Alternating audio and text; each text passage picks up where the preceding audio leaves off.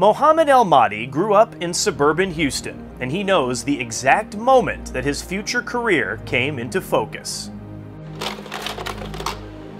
It was ninth grade, and I found out that my dad was suffering through some heart disease.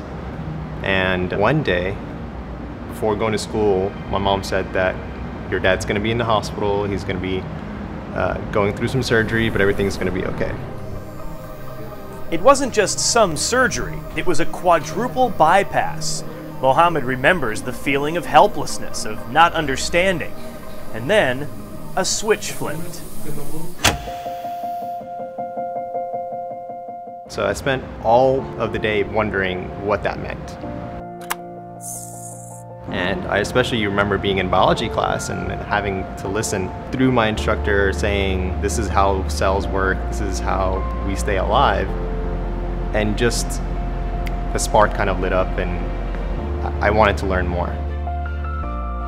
Mohamed stayed close to home at the University of Houston and earned a PhD in biomedical engineering, working on how to create tissue to replace damaged parts, like his father's coronary arteries.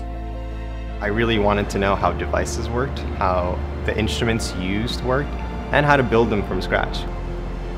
I found out that the best avenue was to go into biomedical engineering, which is kind of that culmination of the two.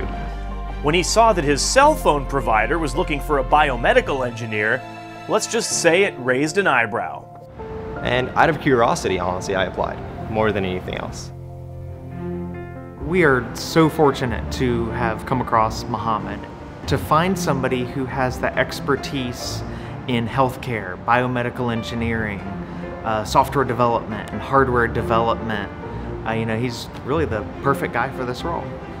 He could have worked at a hospital or a lab, a doctor's office or a drug company. But when he learned about the new AT&T Foundry for Connected Health, Mohamed thought again about what might have helped his dad through a tough time, and he saw an opportunity to affect more change. Not only more change, but more immediate change.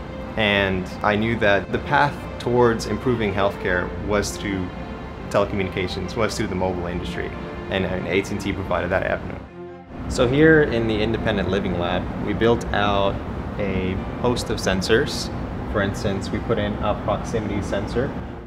And that's how Mohamed spends his time today, getting all sorts of devices connected so that some aspects of healthcare can come literally right into your kitchen.